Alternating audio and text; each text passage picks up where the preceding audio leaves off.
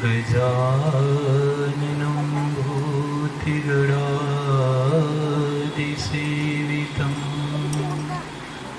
कपित्थिजम्बूफलचारुभक्षणम् उमासुतं शोकविनाशकारिकं नमामि विघ्नेश्वरपादपङ्कजम्। ॐ सर्वचैतन्यरूपां तामाद्यां च धीमहि बुद्धिं यानः प्रचोदयात्। या देवी सर्वभूतेषु बुद्धिरूपेण संस्थिता नमस्तस्यै नमस्तस्यै नमस्तस्यै नमो नमः। त्वमेव माता च पिता त्वमेव बन्धुश्च सखा त्वमेव विद्या द्रविणं त्वमेव सर्वं मम देव देवो। बोलिए माता भगवती माँ काली की, भैरवनाथ की, पवनसुत हनुमान की, शंकर भगवान की, कनवारा धाम की, सत्य सनातन धर्म की, गौ माता की, भूदेवी की जय, मातु पिता की जय।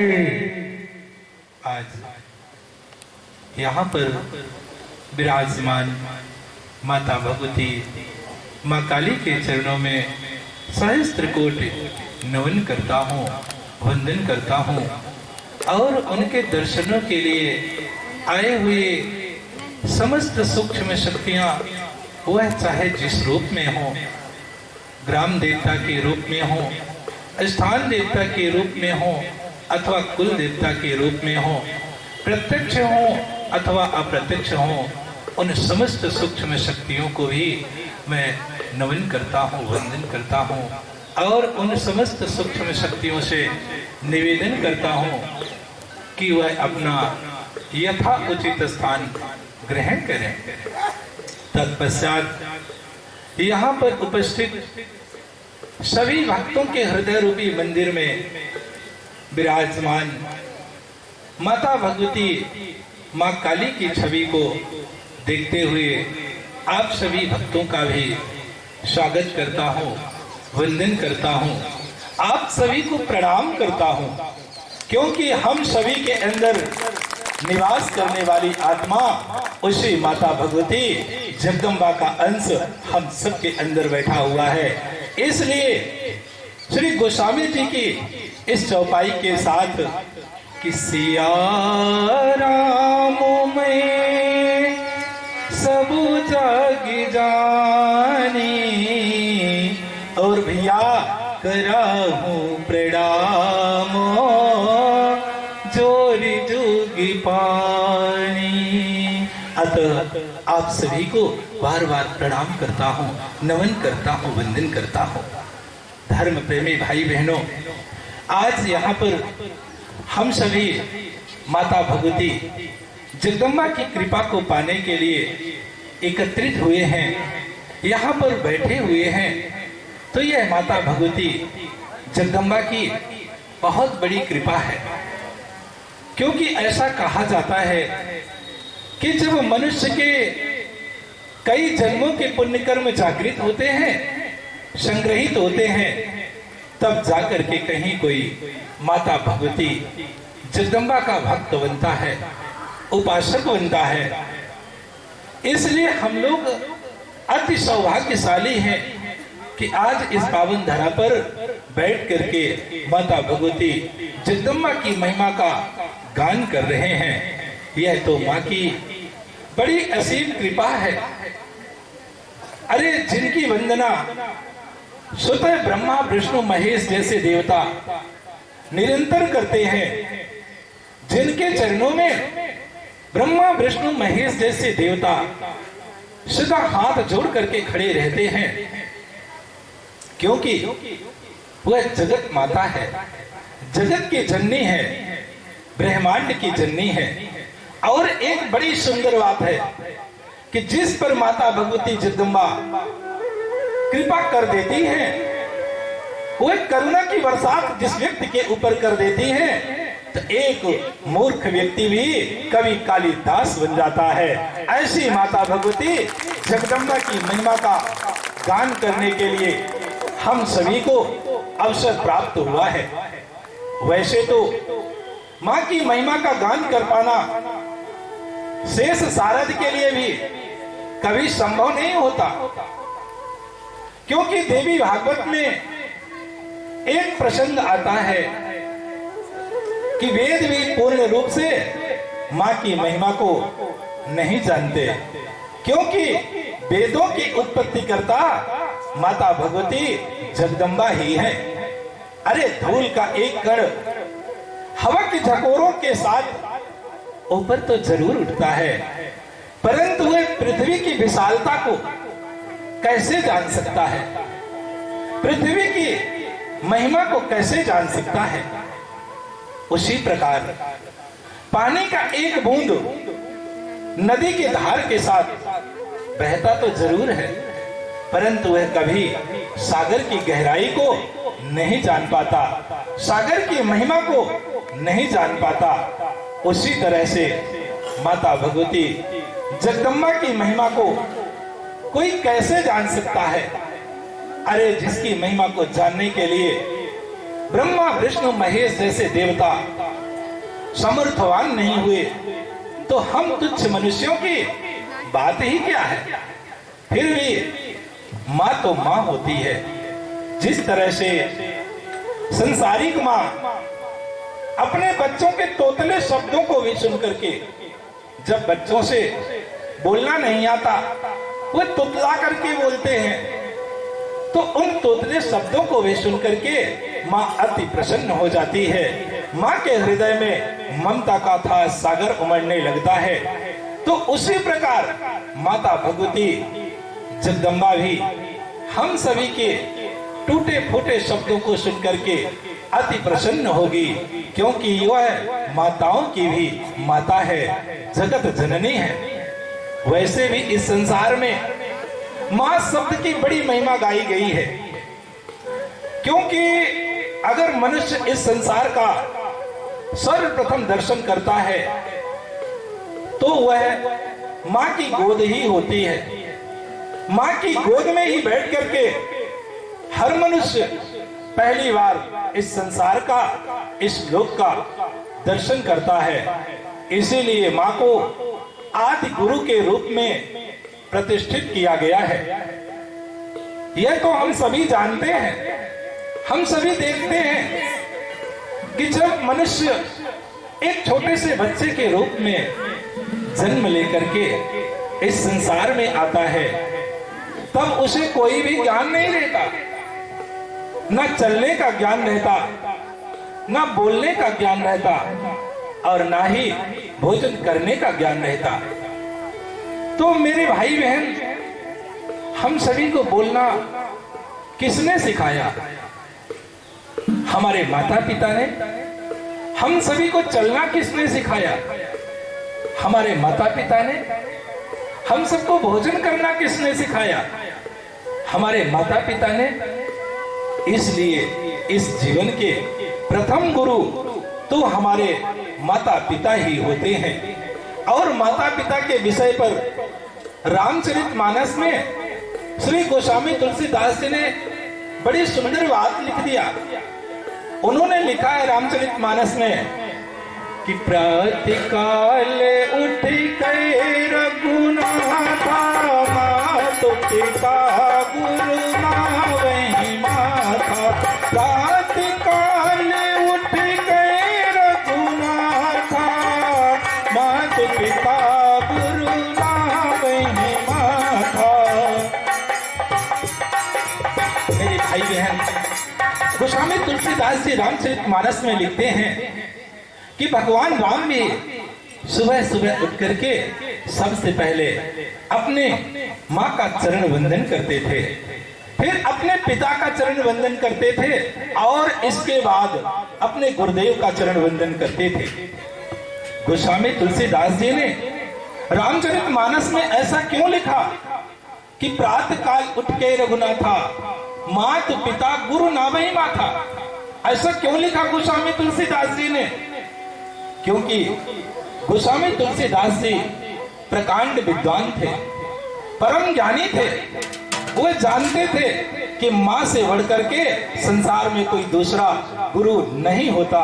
इसलिए रामचरितमानस में गोस्वामी तुलसीदास जी ने लिखा है कि प्रातः काल उठ के रघुनाथा, मातु पिता गुरु नावहि माथा। नहीं तो गोस्वामी जी ऐसा भी तो लिख सकते थे कि प्रातःकाल उठ के रघुनाथा, पिता मातु गुरु नावहि माथा। अथवा वो ऐसा भी तो लिख सकते थे कि प्रातःकाल उठ के रघुनाथा, गुरु पितु माता नावहि माथा। इन बातों से यह सिद्ध होता है कि माँ से बढ़कर के इस धरती पर और दूसरा कोई नहीं होता। मेरे भाई बहन, माँ भी इस धरती पर जितना प्रेम अपने बच्चों से करती है उतना शायद और कोई करता होगा।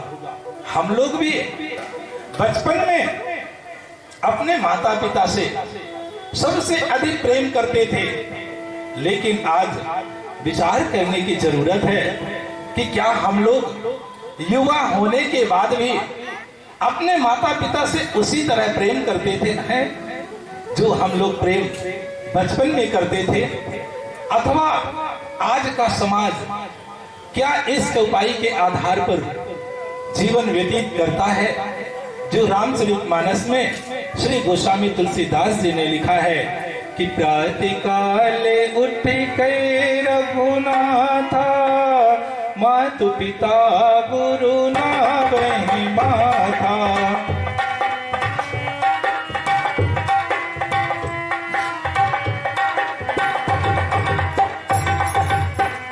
इस तरह से हम लोग 3 दिनों तक माँ शब्द के अनेकों रहस्यों पर चर्चा करेंगे कि माँ का प्रेम क्या होता है, माँ की वात्सल्यता क्या होती है और माँ की ममता क्या होती है, कितना अनन्य प्रेम माँ अपने बच्चों से करती है।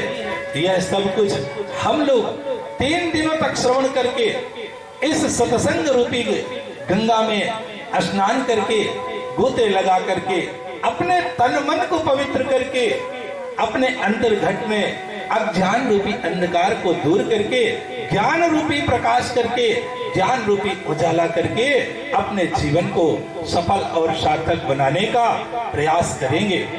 मेरे भाई बहन, मानव जीवन में सत्संग की परम आवश्यकता होती है, क्योंकि ऐसा कहा जाता है कि बिन सत्संग विवेक न होई। बिना सत्संग के व्यक्ति के अंदर बुद्धि का विकास नहीं हो सकता। अब कुछ लोगों का कथन भी है कि महाराज हम लोग सत्संग सुनेंगे तो क्या डॉक्टर, मास्टर, इंजीनियर बन जाएंगे? नहीं, यहाँ विवेक शब्द का अर्थ है स्वयं के प्रति जग जाना, स्वयं के प्रति सचेत हो जाना कि हम मानव हैं तो मानव के गुण क्या है, मानव के धर्म क्या है, मानव का कर्तव्य क्या है। ऐसा ज्ञान तो हमें सत्संग से ही मिलता है। वैसे भी इस संसार में सत्संग की बड़ी महिमा गाई गई है। ऐसा कहा जाता है कि सत्संग रूपी गंगा में स्नान करने से व्यक्ति तर जाता है, संसार सागर से पार हो जाता है, वह अपनी जीवात्मा का कल्याण कर लेता है। यह सत्संग रूपी गंगा तो गंगा नदी से भी बढ़ करके मानी गई है।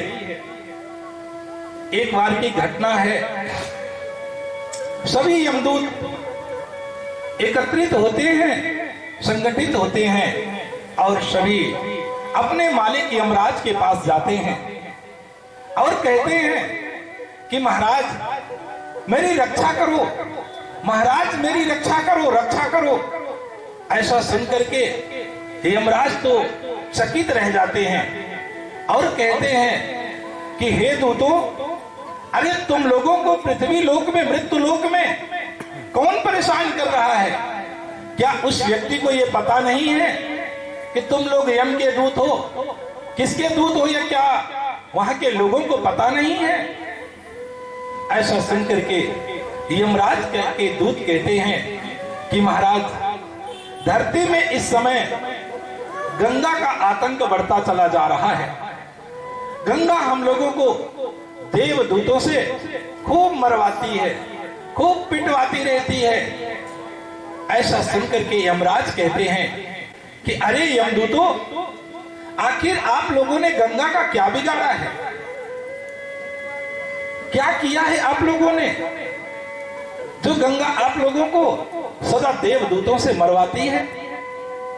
तब यमदूत कहते हैं कि महाराज, जिस समय हम किसी प्राणी को लेने के लिए जाते हैं तो उसके घर परिवार के लोग उस व्यक्ति के मुख में गंगा जल डाल देते हैं अथवा उसके अस्थियों को ले जाकर के गंगा जी में विसर्जित कर देते हैं।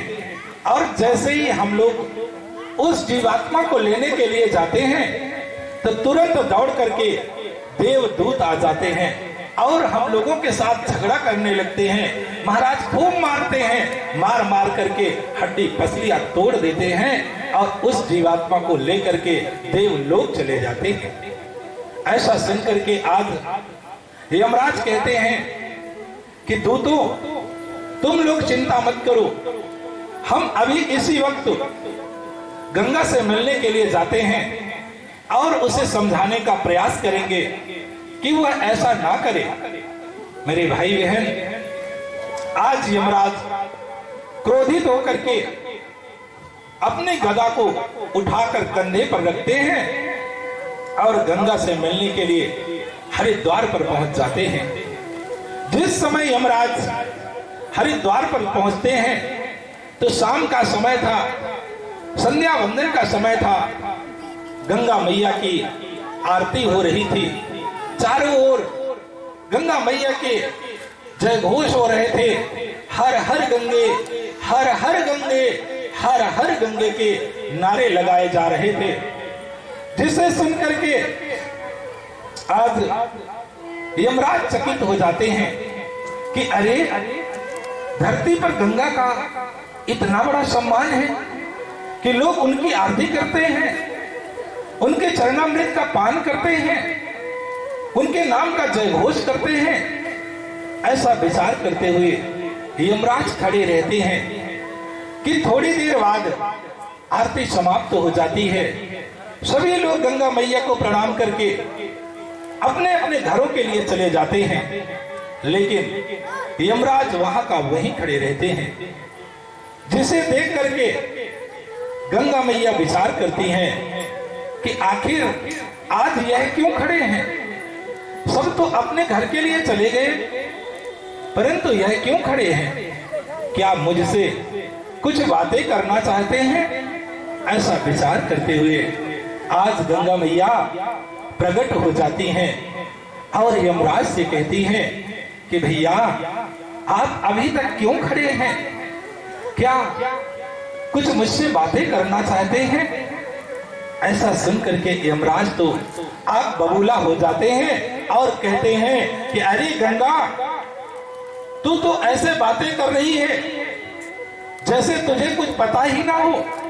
अरे तू हमारे दूतों को देवदूतों से क्यों मरवाती है, क्यों पिटवाती है, आखिर हमारे दूतों ने तुम्हारा बिगाड़ा ही क्या है।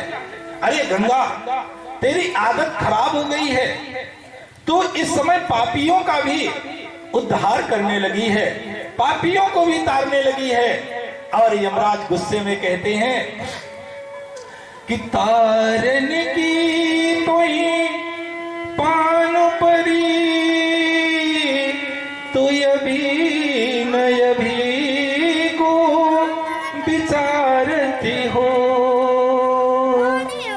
अरे पापी सुरापी पे करके कृपा, अमरीश के धाम पठावती हो। और यमराज गुस्से में कहते हैं कि विष्णु महेश के दूतन से मेरे दूतन को पिटवावती हो। अरे गंगा, तू तो अहंकारी हो गई है, तू घमंडी हो गई है, तेरा घमंड ज्यादा देर तक चलने वाला नहीं है। ना जाने आज यमराज गुस्से में गंगा मैया को क्या क्या बोल रहे हैं। और कहते हैं गंगा मैया से कि अरे गंगा, तू इतना घमंडी बन गई है, इतना घमंड मत कर, तू विचार कर कि तेरा निवास कहाँ है, तू रहती कहाँ है। और यमराज गुस्से में कहते हैं कि एक नंगा किसी से बैठी के गंगा, तू नाहक दंगा मचावती हो। अरे गंगा, तू विचार कर, तू एक नंग धड़ंग व्यक्ति के सिर पर बैठ करके इतना घमंडी मत बन, इतना अहंकारी मत बन। मेरे भाई बहन, यमराज की बातों को सुनकर के गंगा मैया कहती हैं, बड़ी विनम्रता के साथ कहती हैं कि भैया, अरे इसमें हमारा क्या दोष है, हमें तो मृत्यु लोक में केवल मृत्यु लोक के प्राणियों का उद्धार करने के लिए लाया ही गया है, तो मैं अपना काम ही कर रही हूँ। हाँ, आपको दिक्कत होती हो तो आप ऐसा करें कि लोग हमारे पास तक ना आ सके, और जो व्यक्ति हमारे पास तक आएगा भैया, हम उसका उद्धार तो अवश्य करेंगे। और कहती हैं कि रहा सवाल भगवान शिव के सिर पर स्थान मिलने का, तो भैया मैं मृत्यु लोक के प्राणियों का उद्धार करती हूँ। इसलिए बोलो माता भगवती माँ काली की, माँ काली की, बोलिए श्री सद्गुरुदेव जी महाराज जी की। इसलिए भगवान शंकर के सिर पर स्थान मिला है। आज गंगा मैया की इस तरह की बातें माता पार्वती जी भी सुन रही थी, तो माता पार्वती को लगा कि आज गंगा मैया को अहंकार हो गया है, इसलिए गंगा मैया ऐसा बोल रही है। अतः माता पार्वती जी विचार करती हैं कि गंगा, तो केवल मृत्यु लोक के प्राणियों का उद्धार करती है, इसलिए तुझे भगवान शंकर के सिर पर स्थान मिला है। लेकिन गंगा, मैं संकल्प करती हूँ कि ऐसी गंगा का प्रादुर्भाव करूंगी जो समस्त लोगों के प्राणियों का उद्धार करने वाली हो। ऐसा विचार करते हुए आज गंगा मैया की बातों से दुखी होकर के माता पार्वती जी भगवान शंकर के पास जाती हैं, उनके चरणों में प्रणाम करती हैं और कहती हैं कि हे प्रभु, आप ऐसी गंगा को बहाने की कृपा करें जो समस्त लोगों के प्राणियों का उद्धार करने वाली हो। ऐसा निवेदन भगवान शंकर से माता पार्वती जी करती हैं, जिसका प्रमाण हमारे गोस्वामी तुलसीदास जी ने रामचरितमानस में दे दिया है। उन्होंने लिखा है कि कथा ये सकले, अरे कथा ये सकले लोक हितकारी, सोई पूछने चाहे शैल कुमारी।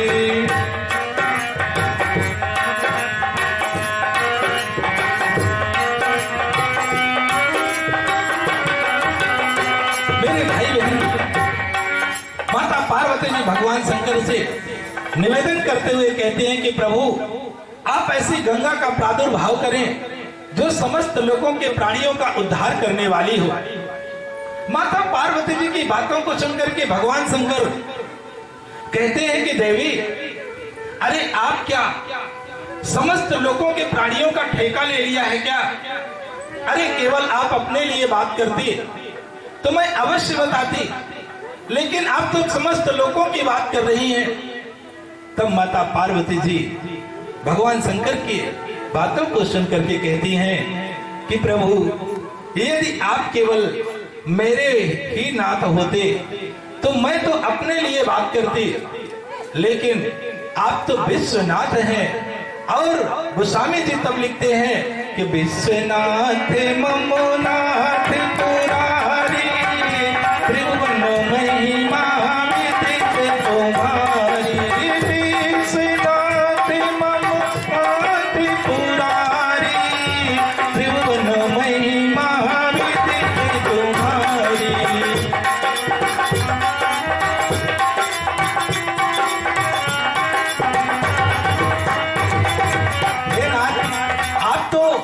विश्व के नाथ हैं, इसलिए आपके मुख से जो भी चर्चाएं होगी वह जगत कल्याण के लिए होगी, विश्व कल्याण के लिए होगी।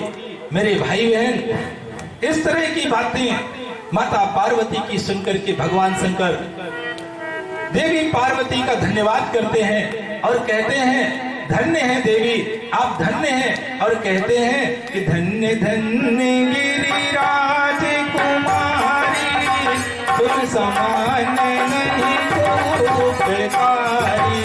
धन्य धन्य गिरिराज कुमारी, तुम समान नहीं को बेकारी। हे देवी, आपके समान इस संसार में समस्त लोगों का कल्याण करने वाला कोई नहीं है। ऐसा सुनकर के आज पार्वती जी कहती हैं कि प्रभु आप मुझे धन्यवाद क्यों दे रहे हैं? अरे आखिर हमने ऐसा क्या कर दिया है? तब भगवान शंकर कहते हैं कि देवी, धन्यवाद इसलिए है कि आप समस्त लोगों के प्राणियों का कल्याण चाहती है, इसलिए आपको धन्यवाद है। आपके माता पिता को भी धन्यवाद है जो ऐसी बेटी को जन्म दिया है जो समस्त लोगों के प्राणियों का उद्धार चाहती है। और इसलिए हे देवी, आपको धन्यवाद इसलिए है कि पूछूं रघुपति कथा प्रसन्ना, सकल लोक जग पावनी गंगा। पूछूं रघुपति कथा प्रसन्ना, सकल लोक जग पावनी गंगा। आज भगवान शंकर से की बातों को सुनकर के माता पार्वती जी जानते हैं कि कहते हैं कि प्रभु, अरे एक गंगा तो पहले से ही आपके सिर से प्रवाहित हो रही है, तो फिर इस गंगा में और कथा रूपी गंगा में अंतर ही क्या है? तब भगवान शंकर माता पार्वती जी से कहते हैं कि देवी, इस कथा रूपी गंगा में, सत्संग रूपी गंगा में और उस गंगा में धरती आसमान का अंतर है। पहला अंतर है कि जो व्यक्ति गंगा में स्नान करता है तो उसके केवल तन के पाप धुलते हैं, पाप करने के विचार नष्ट नहीं होते। लेकिन हे देवी, जो लोग सत्संग रूपी गंगा में स्नान कर लेते हैं तो उनके पाप करने के विचार ही नष्ट हो जाते हैं। बोलिए श्री सद्गुरुदेव जी भगवान की, बोलिए माता भगवती मां काली सत्संग रूपी गंगा का अंतर है। फिर दूसरा अंतर भगवान शंकर बताते हुए कहते हैं कि हे देवी, जो व्यक्ति गंगा की गहराई में चला जाता है और उसे तैरना नहीं आता तो वह डूब जाता है, लेकिन देवी जो सत्संग रूपी गंगा में स्नान करने के लिए जाता है वह चाहे जितने भी गहराई में चला जाए, भले ही उसे तैरना ना आता हो, लेकिन वह कभी डूबता नहीं है, वह मरता नहीं है, वह तो तर जाता है। इसलिए देवी जो व्यक्ति गंगा की गहराई पर चला जाता है वह मर जाता है, लेकिन देवी जो सत्संग रूपी गंगा की गहराई पर चला जाता है वह तर जाता है। यही गंगा और सत्संग रूपी गंगा में अंतर है। इसलिए मेरे भाई बहन, आप सबसे अनुरोध करते हैं कि कल से कुछ न कुछ समय निकाल करके इस सत्संग रूपी गंगा में स्नान करने का प्रयास अवश्य करें। फिर यह कथा तो उस माँ की है जो माताओं की भी माता है, जो जगत जननी है, जिसके सामने ब्रह्मा विष्णु महेश जैसे देवता भी हाथ जोड़ करके खड़े रहते हैं। आप सबने अनेकों सीरियलों के माध्यम से देखा होगा, अनेकों कथाओं के माध्यम से सुने होंगे कि जब देवताओं को भी कोई मार्ग नजर नहीं आता था, उन दैत्यों के अत्याचार से पराजित होते थे, परेशान होते थे, तो वह किसके शरण में जाते थे? उसी माँ के शरण में जाते थे, उसी माँ को पुकारते थे, उसी माँ से गुहार लगाते थे, और वह माँ हर काल में, हर युग में अनेकों स्वरूपों को धारण करके भक्तों की रक्षा करती थी। ठीक उसी प्रकार आज हम लोगों को भी इस कलयुगी भयावह वातावरण के कारण कोई मार्ग नजर नहीं आ रहा है, इसलिए उसी माँ के शरण में जाने की जरूरत है जिसे हर काल में, हर युग में पुकारा गया था। निश्चित ही वह माँ हम सभी भक्तों की पुकार को अवश्य सुनेंगी और हमारे दुखों का अंत कर देंगी, क्योंकि वह माताओं की भी माता है। ऐसी होती है माँ। आप सबने अनुभव किया होगा कि एक छोटा सा बच्चा जब तक माँ की गोदी में बैठा है तो दुनिया की कोई ताकत नहीं है कि माँ के तन में प्राण रहते हुए उसके बच्चे का अहित कर दे। माँ अपने प्राणों की कुर्बानी देकर के भी अपने बच्चों की हर पल रक्षा करने के लिए तैयार रहती है, तत्पर रहती है। ऐसी होती है माँ। माँ शब्द दुनिया का अनमोल शब्द है, और मेरे भाई बहन, हर मानव के जीवन का पहला शब्द है माँ, क्योंकि जब मनुष्य बोलना सीखता है तो उसके मुख से लगभग पहला शब्द माँ शब्द ही निकलता है। यह 3 दिनों की कथा माँ शब्द का बोध कराने के लिए ही रखी गई है। हम लोग 3 दिनों तक निरंतर माँ शब्द के अनेकों रहस्यों को श्रवण करेंगे। संसारिक माँ से लेकर के जगत माता तक, जिसके सामने देवाधिदेव भी नतमस्तक हो जाते हैं, ऐसी माँ की कथा को हम सभी 3 दिनों तक श्रवण करके अपने जीवात्मा का कल्याण करेंगे, क्योंकि वही समस्त लोगों की जननी है। देवी भागवत में स्वतः माता भगवती जगदम्बा उद्घोष करती हैं। जो अर्ध श्लोकी देवी भागवत है, सर्वप्रथम माता भगवती जगदम्बा ने श्री हरि विष्णु को आकाशवाणी के माध्यम से प्रदान किया था। आगे चल के श्री व्यास जी उसी आधे श्लोक को विस्तारित करके 18,000 श्लोकों में लिपिबद्ध कर दिया था। उस अर्ध श्लोकी देवी भागवत में स्वतः माता भगवती जगदम्बा उद्घोष करते हुए कहती हैं कि ओम सर्विद खलविद मेवाहम नान्य दस्ति सनातनम, सनातन से मैं ही हूँ, मेरे अलावा और कुछ नहीं है। मेरे भाई बहन, ये संपूर्ण ब्रह्मांड माता भगवती जगदम्बा का क्रीड़ा स्थल है, जिसके सामने स्वतः ब्रह्मा विष्णु महेश जैसे देवता भी नतमस्तक होते हैं। आइए हम लोग भी इस त्रिदिवसीय सत्संग रूपी गंगा में प्रवेश करें और अपने जीवन को सफल और सार्थक बनाने का प्रयास करेंगे। समय भी बहुत ज्यादा हो रहा है, इसलिए आइए हम लोग इस भजन के साथ, इस भजन के माध्यम से माता भगवती जगदम्बा से निवेदन करते हैं, प्रार्थना करते हैं कि मैया जो गलतियां हो गई हैं, जो विलंब हो गया है, उसके लिए हम लोग क्षमा मांगते हुए माता भगवती जगदम्बा से कहते हैं कि माता दया कर देना, कृपा कर देना मैया। ऐसे भाव को लेकर आइए हम सभी इस सत्संग रूपी गंगा में प्रवेश करने से पहले श्रद्धा सुमन माँ के चरणों में अर्पित करते हैं, माँ से गुहार लगाते हैं और हम सभी कहते हैं कि जगती जननी दया कर दो, हे मैया जी दया कर दो,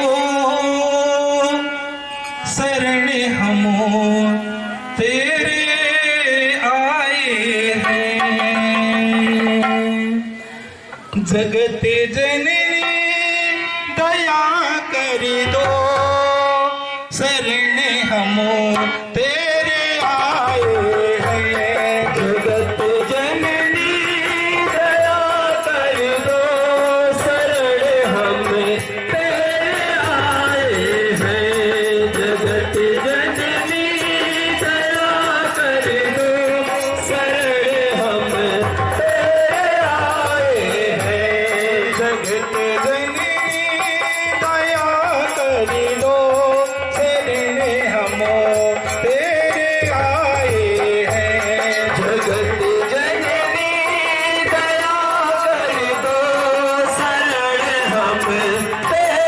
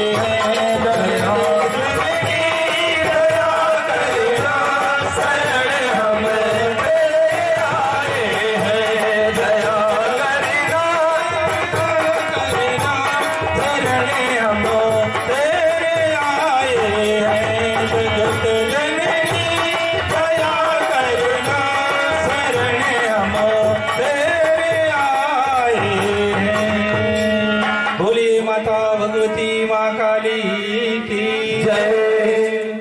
आइए हम सभी कुछ क्षण के लिए सत्संग रूपी गंगा में प्रवेश करें और इसके बाद समय ज्यादा होने के कारण सत्संग कल किया जाएगा। कुछ पर प्रवेश तो कर ही ले।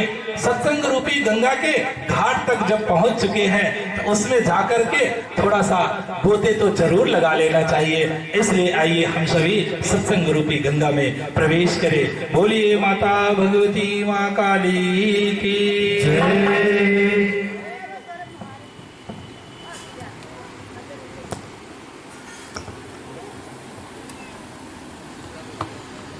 जय जय जय भवानी जय जय